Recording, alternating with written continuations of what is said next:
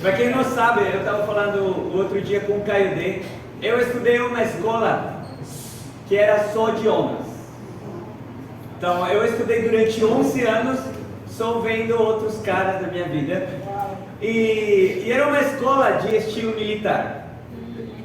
E a gente fazia uma brincadeira de UFC, de luta livre. E só existia uma regra, porque todo mundo queria brigar com todo mundo. Vocês sabem como somos homens, às vezes só quer sair na porrada um com o outro. E eles falaram, beleza, vamos fazer um torneio de UFC. E aí um deles perguntou, e como a gente vai saber quem ganhou? Aí ele falou, o que permanecer vivo é o que vai ganhar. Que aí não tem pontos, não tem juiz, não precisa de nada. Obviamente isso é uma brincadeira, nunca aconteceu, ninguém lutou até esse nível. Já teve porrada, mas não nesse nível. Mas olhem isso, irmãos. As pessoas no mundo entendem que a luta, ela tem que ser até morrer. E no Antigo Testamento, os nossos antepassados, eles tinham guerras de verdade contra outros povos. E olhem como eles se encaravam nessas guerras.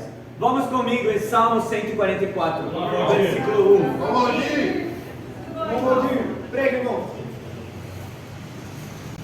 Aqui Davi, olha o que ele fala para Deus. Salmo 144, versículo 1. Bendito seja o Senhor, a minha rocha, que treina as minhas mãos para a guerra e os meus dedos para a batalha. Olha o coração de Davi, como ele encarava a guerra. Ele primeiro via Deus como a rocha, como o refúgio, como a fortaleza dele, porque Deus treinava as mãos dele para a guerra, os dedos dele para a batalha. Porque Davi, ele queria ir na guerra, e ele estava disposto a morrer na guerra. Mas ele não queria só chegar como um louco, achando que só tem que morrer. Mas ele primeiro queria se preparar. Se preparar para ir na guerra, com as mãos fortes, com os dedos fortes. Eu não sei como eu fortaleço os dedos, mas ele tinha os dedos fortes. Talvez as unhas fortes também. Eu ouvi de soldados que eles têm que estar treinados até a ponta dos cabelos. As unhas deles estão dispostos a cavar um buraco quando tiver que cavar um buraco, só com as mãos. Alguém que está disposto a ir à guerra, irmãos, tem que estar disposto a morrer. Mas não morrer de qualquer forma, mas também estar preparado. E esse é o título da minha aula hoje. Preparados para lutar até a morte, amém? E quando eu penso em estar preparados, em estar treinados, uma das minhas escrituras favoritas, 1 Coríntios 9, vamos lá. Vamos, Valdir. 1 Coríntios 9, versículo 24. Estão animados, irmãos? Sim. Estão animados para morrer? Estão animados para se treinar para morrer, amém? Olha em 1 Coríntios 9, versículo 24, a Bíblia fala, vocês não sabem que de todos os que correm no estádio, apenas um ganha o prêmio? Corram de tal modo que alcancem o prêmio. Todos os que competem no jogo se submetem a um treino rigoroso, para obter uma coroa que logo perece, mas nós o fazemos para ganhar uma coroa que dura para sempre. Sendo assim, não corro como quem corre sem alvo, e não luto como quem esmurra o ar, mas esmurro meu corpo e faço dele meu escravo, para que depois de ter pregado aos outros, eu mesmo não venha a ser reprovado. Essa é uma escritura que me inspira muito de Paulo, irmãos, porque eu acredito uma coisa, eu acredito que Paulo era corredor, porque ele sempre fala de corrida. E eu gosto muito de corrida, alguns irmãos aqui também gostam, e se você não gosta, eu recomendo você gostar, porque é muito bom. E aqui Paulo, ele fala, vocês não sabem que as pessoas que competem, que correm, elas precisam de um treinamento rigoroso. Por isso, eu faço do meu corpo meu escravo. Eu esmurro o meu próprio corpo. Para quê? Para pregar as outras palavras. Para alcançar uma coroa que não perece, que é a coroa da salvação. Esse era o coração de Paulo. Paulo, ele não queria dar mole com ele mesmo. Ele não queria pegar leve com ele. Ele queria treinar rigorosamente para quê? Para alcançar essa coroa e para pregar para outros. Amém. Pregar a palavra de Deus e ser aprovado pelo mismíssimo Deus. Mas ele entendia uma coisa: que não basta estar prontos para morrer. Tem que ter um treinamento rigoroso. E agora, quando você tem um treinamento rigoroso, aí você entende o que é estar pronto para morrer. Nesse domingo, nessa sexta-feira, pela graça de Deus, o nosso irmão Patrick e a Lana casaram.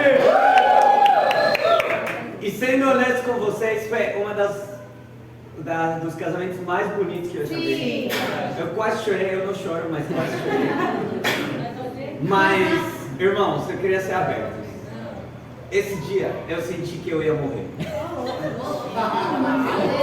Do que? Por quê? Do que será? Porque era um caminho mais ou menos de 60 quilômetros. E qual a ideia incrível que a gente teve? Vamos alugar um carro. E quem que estava lá na frente? Um irmão que não dirigia há muito tempo. Meu Deus. E quem que estava de copiloto? Um irmão que tem TDAH. Não precisa ter TDAH, mas... Eu não falei nomes. Irmãos, toda hora que via um caminho que a gente não sabia para onde ir, tinha a direção de todo mundo. Vira para cá, vira para a direita, vira para a esquerda. Até que chegou um momento que ele quase virou um buraco. E a gente pensou que a gente ia morrer, mas a gente chegou no casamento. A gente está bem. E é isso que importa, bem. Mas essa foi a última vez que eu lembro que eu achei que ia morrer. Mas irmãos, olhem isso. Davi, ele entendia a guerra. E não uma guerra só espiritual, uma guerra de verdade. Uma guerra com outros povos. Paulo, ele entendia a guerra espiritual. E os dois falavam da mesma coisa. Estávamos prontos, estávamos treinados, exercitados, termos um treinamento rigoroso. Então, quão importante, irmãos, é estar treinados espiritualmente. Jesus não veio na terra para falar qualquer coisa. Jesus veio para pregar. Jesus usou mais de 30 parábolas ao longo da vida dele. Todo mundo lembra das parábolas de Jesus. Quem não lembra da parábola das sementes de mostarda? Quem não lembra da parábola dos lavradores? Quem não lembra da parábola dos talentos? Olhem quão preparado estava Jesus para pregar a palavra. E como discípulos, irmãos, a nossa vida não pode ser diferente. A gente tem que estar preparado para pregar a palavra de Deus, amém? E hoje a gente vai descobrir um treino rigoroso para estarmos prontos para lutar até a morte, amém? Eu peguei o treinamento rigoroso de um dos maiores atletas que existiu na história, de maratona. Ele correu 42 quilômetros em 2 horas e 1 minuto. Esse é o recorde mundial, não existe ninguém melhor que esse cara. O nome dele é Eliud Kipchoge, ele é um queniano, né? Tem que ser queniano. E o cara é muito louco. E ele falou 3 coisas que ajudam no treinamento rigoroso dele. Primeiro, fixar as suas prioridades. Saber quais são as suas prioridades. Segundo, consumir muita vitamina N. Vitamina N de não. Saber dizer não. Exatamente. E a terceira dica dele para o treinamento rigoroso: parar de se queixar. E esses são os 3 pontos de hoje, irmãos. Vamos para o primeiro ponto: fixar as nossas prioridades. Olhem comigo em Mateus 6:33. Estão animados, irmãos, para ter um treinamento rigoroso? Para correr numa maratona em 2 horas? Só para vocês terem ideia, irmãos, ontem eu corri 15 quilômetros em 1 hora. Então, eu talvez vou ter que correr 3 horas uma maratona, enquanto o cara faz 2 horas. É uma loucura isso. Tem gente que é de outro mundo, né? Mas olhem isso, Mateus 6, versículo 33. A Bíblia fala: Busque, pois, em primeiro lugar, o reino de Deus e a sua justiça, e todas essas coisas lhe serão acrescentadas. A gente ensina essas escrituras, irmãos, desde o primeiro estudo. Buscar o quê? Em primeiro lugar, o reino de Deus. Sim. Qual é a nossa prioridade como discípulos? O reino de Deus, a família espiritual. E quando você estudou a Bíblia, não foi uma luta. Sim. Por quê? Porque você priorizava muitas outras coisas. Sim. Trabalho, faculdade, esportes. Até hoje, irmãos, eu recebo convite para jogar campeonato de futebol no domingo às 10 da manhã. Então hoje foi um cálculo, irmão, sendo honesto com vocês. Hoje eu vou pregar ou hoje eu vou jogar bola lá na base. E, bom, não tive que calcular muito, né? Eu tô aqui. Amém. Mas, irmãos, a gente, desde o primeiro estudo, a gente entende que a nossa prioridade tem que ser o reino de Deus. Amém. A família espiritual. Estarmos como irmãos unidos. Mas pense nisso. Mas pensa, lembra de quando você estava buscando o reino de Deus em primeiro lugar? Lembra quando você fez o estudo de buscando a Deus? Lembra de quando você fez o estudo de discipulado e alguém chamou você? Aí você ficou meio, nossa, domingo de manhã, eu vou ter que acordar às 9 da manhã para chegar às 10. Uau, que difícil! Acordar às 9 da manhã um domingo, deixar de assistir o meu jogo. Ou eu vou ter que acordar domingo às 9 da manhã depois de uma semana cansativa no trabalho, tudo que eu fiz. E no começo era difícil, vamos falar a verdade. Aí, agora imagina se depois de um ano como discípulo você tem o mesmo coração. Imagina 2 anos como discípulo, nossa, eu vou ter que ligar hoje para ver o cara pregando aí, mostrar aí. Irmãos, como discípulos, a nossa prioridade mudou. A nossa prioridade não é mais buscar o reino de Deus, mas é avançar o reino de Deus. Esse tem que ser o nosso coração. O nosso treinamento rigoroso tem que começar com essa prioridade. Não adianta mais só eu vir sozinho no culto. Não adianta mais eu ir sozinho no bate-papo e ele chegar no horário do bate-papo sem nenhum amigo estudando a Bíblia. Seria um amigo que eu convidei essa semana. Não adianta mais eu carregar o meu próprio corpo. Agora eu quero avançar o reino. Agora a minha prioridade é fazer mais discípulos. É ajudar outras pessoas a enxergar, a ver, a viver aquilo que eu estou vivendo, que é o reino de Deus. Se você está estudando a Bíblia, eu quero encorajar você a perseverar nessa búsqueda. Isso. Nessa búsqueda do reino de Deus. Se você já está estudando a Bíblia e você já entende que é o reino de Deus, chega de chegar sozinho. Chega de lutar para chegar no reino de Deus. Agora, ajuda outras pessoas também para chegar no reino de Deus, amém? Então, irmãos, essa tem que ser a nossa prioridade. Avançar o reino de Deus. Segundo ponto, tomar muita vitamina. Vitamina N. Vitamina N de quê? Saber dizer não. Saber dizer não para quê? Olhem em Provérbios 6. Vamos.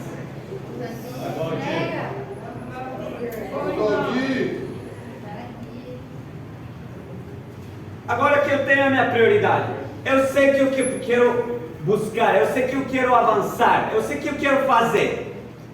Eu tenho que saber dizer não para as outras coisas. Olhem em Provérbios 6, versículo 6. É uma escritura muito desafiadora, irmãos. Observe a formiga, preguiçoso. Reflita nos caminhos dela e seja sábio. Ela não tem chefe, nem supervisor, nem governante. E ainda assim armazena as suas provisões no verão. E na época da colheita ajunta o seu alimento. Até quando você vai ficar deitado, preguiçoso? Quando se levantará de seu sono? Tirando uma soneca, cochilando um pouco, cruzando um pouco os braços para descansar. A sua pobreza o surpreenderá. E a sua necessidade lhe sobrevirá como um homem armado. A Bíblia fala, irmãos, aqui sobre algo genial, que todo mundo já viu alguma vez na vida. Uma formiga. Todo mundo já viu uma formiga. E olhem como uma formiga trabalha. Olhem como uma formiga, ela não para de fazer o que ela tem que fazer, porque ela sabe a prioridade dela. E ela sabe dizer não para a preguiça. Ela sabe dizer não para o sono.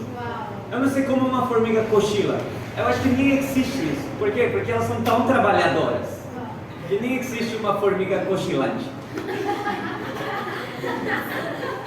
Mas pensem nisso, irmãos. Uma formiga não tem chefe. Quantos de aqui trabalhariam do jeito que trabalham se não tivessem chefe? Quantos chegariam no horário se o horário fosse qualquer um, se não tivesse ninguém cobrando o horário? Que hora que começaria o culto se não tivesse um horário fixo do culto? Você teria vindo no culto se alguém não tivesse chamado você? Aí a Bíblia fala que a preguiça é o que deixa as pessoas dormintes, com sono, tirando cochilo, cruzando os braços para descansar, porque, nossa, hoje eu evangelizei com 5 pessoas, nenhuma aceitou, eu vou lá descansar no sofá, vou dormir. Não teve visitante no meu bate-papo, não teve nenhum amigo que quis estudar a Bíblia. Nossa, acho que é um tempo de Netflix, acho que é um tempo para ir no cinema, acho que é um tempo para ficar de boa no Instagram. E aqui a Bíblia fala que a pobreza o surpreenderá como um assaltante, a sua necessidade lhe sobrevirá como um homem armado. Irmãos, não vamos esperar acontecer isso para começar a trabalhar. Quem é o assaltante? Quem é esse homem armado? Quem é o nosso inimigo? Satanás. E se a gente não está se preparando dia a dia, se a gente não sabe tomar essa bendita vitamina N, se a gente não sabe dizer não para o pecado, não para as distrações, focar na nossa prioridade, o inimigo vai chegar em qualquer momento. E você que não tem a sua prioridade correta, vai ser muito fácil ser tentado pelas coisas do mundo.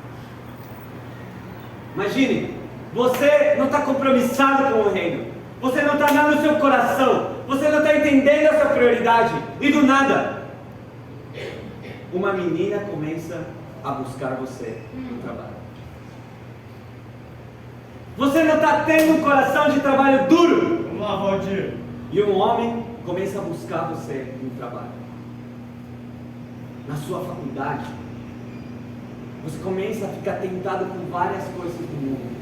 Por quê? Porque o inimigo é astuto. O inimigo sabe. Esse cara não sabe a sua prioridade. Ele não sabe dizer não. Vai ser fácil convencer ele. Porque ele está dormindo. Porque ele está tirando uma soneca.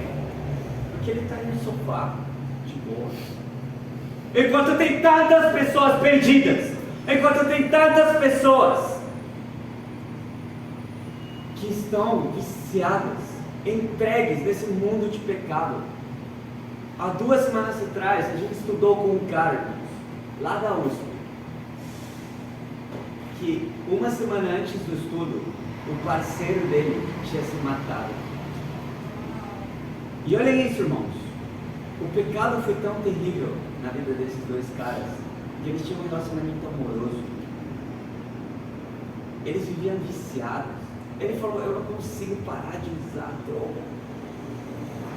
O outro amigo dele chegou a se prostituir para usar droga.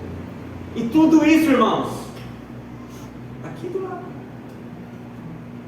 Muitas vezes a gente fica anestesiado quando ouve uma notícia de coisas que passam terríveis, talvez em outra cidade, talvez em outro país, e só entende a realidade, talvez, quando é com o meu vizinho,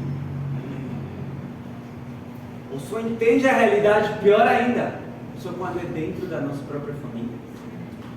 dentro da nossa própria casa. Prega, Valdir. Irmãos, não podemos deixar o sono tirar a nossa prioridade. Não podemos deixar o descanso, a preguiça, Muito bom. pensar que está tudo bem. Eu vou no reino, eu vou no culto, eu estou fazendo, eu estou lendo, eu estou orando. Irmãos, não basta isso. Isso, tem gente preguiçosa que faz isso.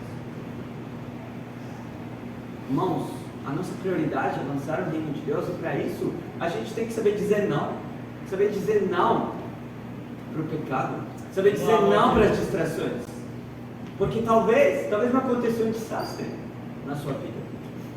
Mas não espera algo acontecer para você tomar consciência de que qualquer coisa pode acontecer com qualquer um de nós aqui.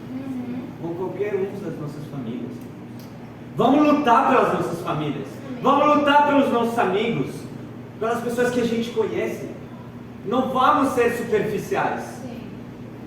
Muitas vezes a nossa tendência é sermos superficiais. Ouviram, eu estou bem, ok. E isso é de preguiça, irmãos. Porque a gente pode perguntar mais. Sim, você está bem, mas o que está bem? Eu posso te ajudar em algo? Eu posso fazer algo por você? Esse é o coração de alguém que sabe dizer não para as suas próprias necessidades, para as suas próprias distrações. Irmãos, não vamos esperar algo acontecer. Vamos trabalhar duro desde hoje. Vamos imitar a formiga. Que ela não precisa de um chefe. Ela não precisa de alguém ficar pedindo para ela: evangelize. Não precisa de alguém pedindo para ela: chega cedo. Não precisa de alguém ficar mandando nele. Por quê? Porque ele sabe o que vai acontecer. Se a gente não trabalha duro como discípulos, a gente sabe o que vai acontecer. Não vai ter ninguém hoje se apresentando como alguém que está tomando a melhor decisão da sua vida. Por quê? Porque a gente não trabalha duro. Porque a gente não está fazendo o esforço para ganhar mais almas para Deus. Mas isso vai mudar, irmãos, amém? O nosso coração é o quê? Tome diariamente vitamina E. Fale não para as suas necessidades, não para você. Fale sim para ajudar outras pessoas. Amém. Fale sim para ganhar mais almas para Deus, amém? Amém. Essa é a vitamina N, irmão. E o terceiro e último ponto: parar de se queixar. Talvez seja o mais difícil muitas vezes, né? Parar de se queixar.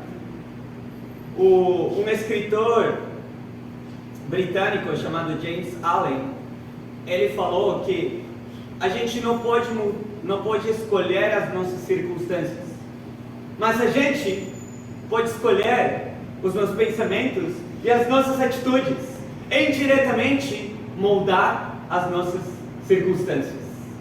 Do que a gente muitas vezes se queixa? Não são das circunstâncias? Não é do que está acontecendo agora na minha vida que, nossa, se poderia ter sido de outra forma, eu daria mais o coração. Se eu não tivesse tantas matérias na faculdade, acho que eu poderia dar mais o meu coração. Se eu não tivesse que trabalhar 5 vezes por semana, acho que eu daria mais o meu coração.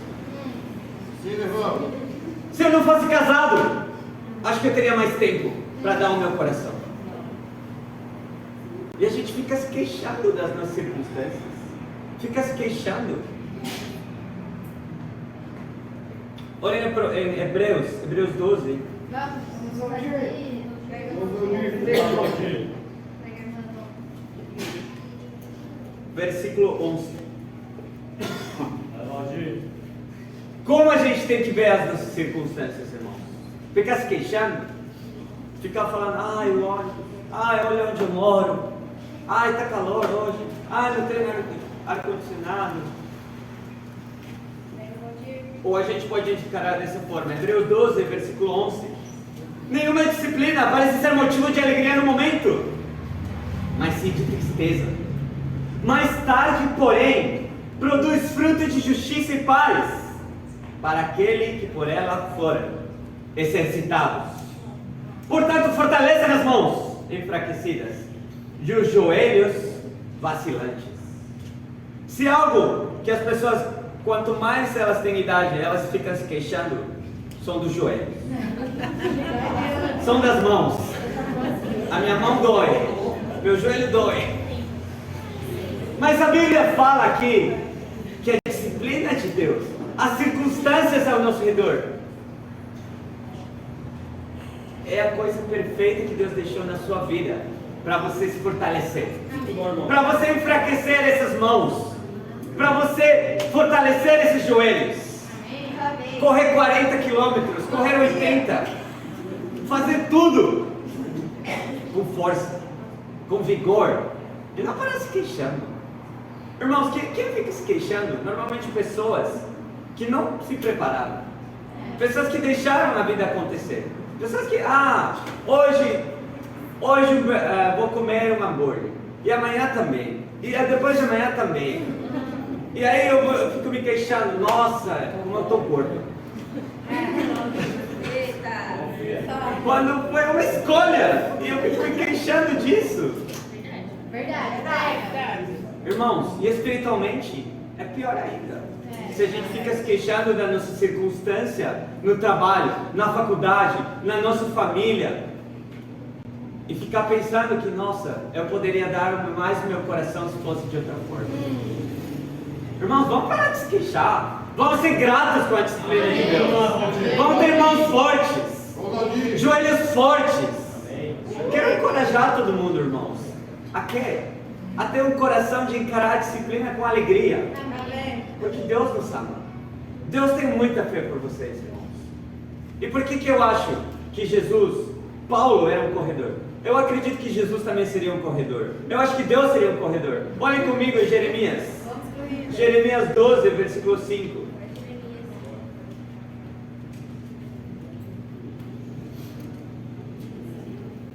Se você correu com homens e eles o cansaram, como poderá competir com cavalos? Se você tropeça em terreno seguro, o que fará nos matagais junto ao Jordão? Irmãos, se a gente fica se queixando de não ganhar de pessoas fechadas que não querem estudar a Bíblia, de alguém ateu que fica, nossa, vocês são desse grupo convictos, eu tenho nojo de vocês. Nossa, a gente compartilhou aquele dia com um cara e ele falou, cara, a gente pode fazer um convite? Fala rápido, porque eu queria ir embora. A gente queria chamar você para estudar a Bíblia. Não quero isso, eu vou embora. E ele saiu assim na hora, sem falar nada. E se a gente fica, irmãos, triste com isso, se queixando por um cara, imagine em outras batalhas. É verdade.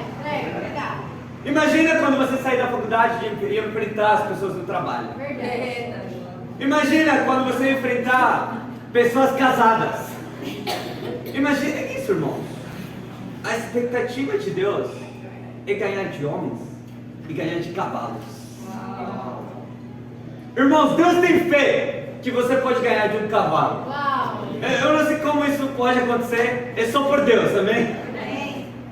Imaginem isso, irmãos, a fé, a expectativa que Deus tem aqui por cada um de nós. Deus não fala que já temos uma vitória com o cavalo. Deus fala que a gente pode competir com o cavalo. Essa disciplina, essa circunstância que Deus coloca na sua vida. Cavalos ao seu redor. Ganhe desses cavalos. Ganhe do cavalo do seu chefe.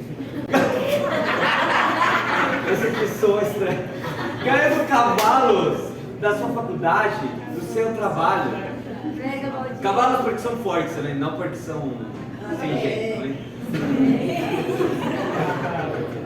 Então, irmãos, eu quero inspirar vocês a ter esse coração, a lembrar a expectativa que Deus tem de cada um de vocês. Deus te colocou no lugar exato para quê? Para você ganhar dessas pessoas, para você ganhar desses cavalos. Deus te colocou no lugar exato para quê? Para você não tropeçar em um terreno seguro, como São Paulo. E você um dia está pronto para ir em um matagal. Eu não sei onde tem um matagal, talvez no Amazonas. Mas, irmãos, se a gente juntos aqui se fortalece. Imaginem quando a gente tiver uma missão para o Nordeste, uma missão para Minas Gerais, uma missão para o Sul, uma missão para o Matagal lá no Amazonas. Aí eu quero ver os joelhos fortes, né? Então, irmãos, vocês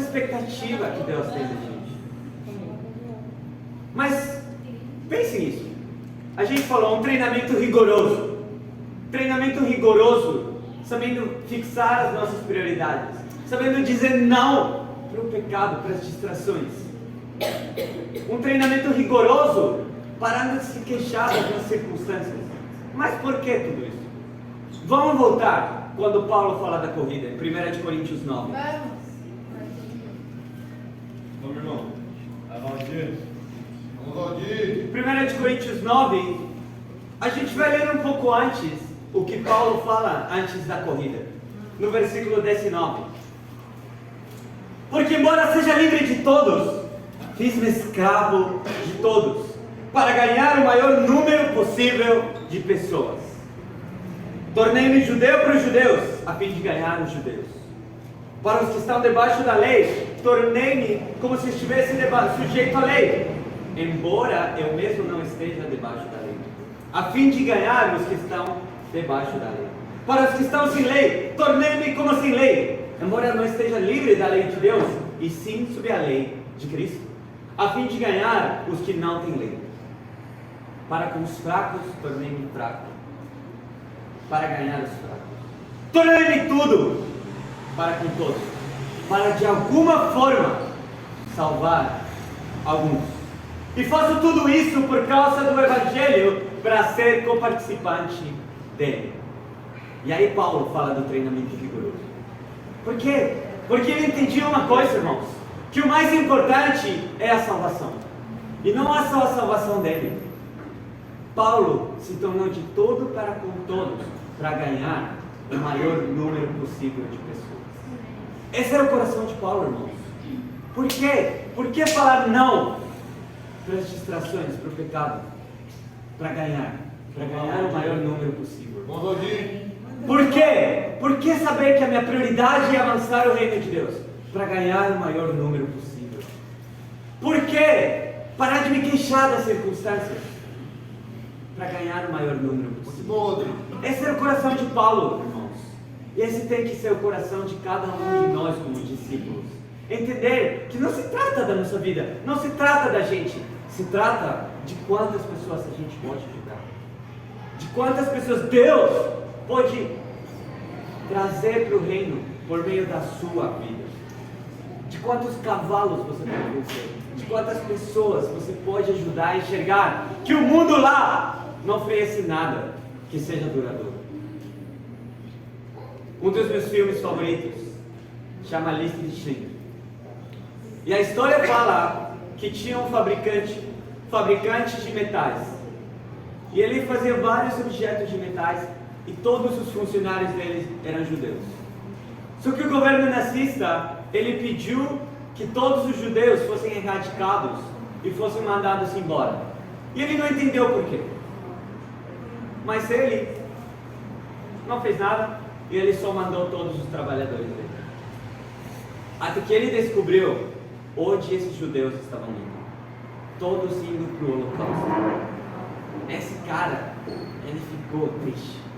Porque antes, ele não sabia dizer não. Porque antes, ele não tinha uma prioridade. Porque antes, ele vivia no luxo dele e nada mais se interessava.